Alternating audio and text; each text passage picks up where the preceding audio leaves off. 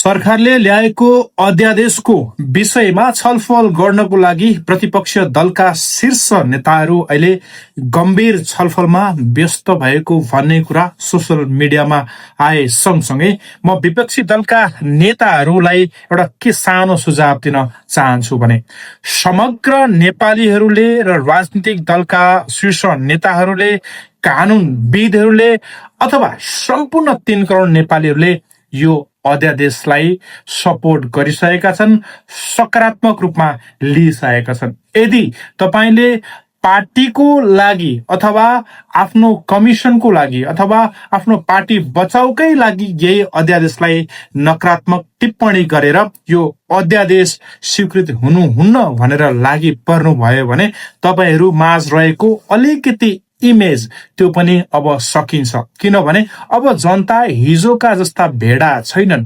एउटा 18 वर्ष पुगेको बालकले पनि सरकारले के गरिरहेको छ, अध्यादेश के हो भन्ने कुरा प्रष्ट रूपमा बुझ्न, हेर्न, पढ्न र त्यसको विषयमा प्रतिक्रिया दिन सक्छ। त्यसैले विपक्षी दलका नेताहरू अथवा जो प्रतिपक्षमा बसेर संसदमा काम गरिरहनु भएको छ उहाँहरूलाई सानो अनुरोध के छ भने अध्यादेश जनताको पक्षमा छ, सुशासनको पक्षमा छ, फास्ट ट्र्याकमा काम गर्नको लागि चाहिएको अध्यादेश हो। त्यसैले तपाईले यसलाई सपोर्ट गर्नुहुन्छ।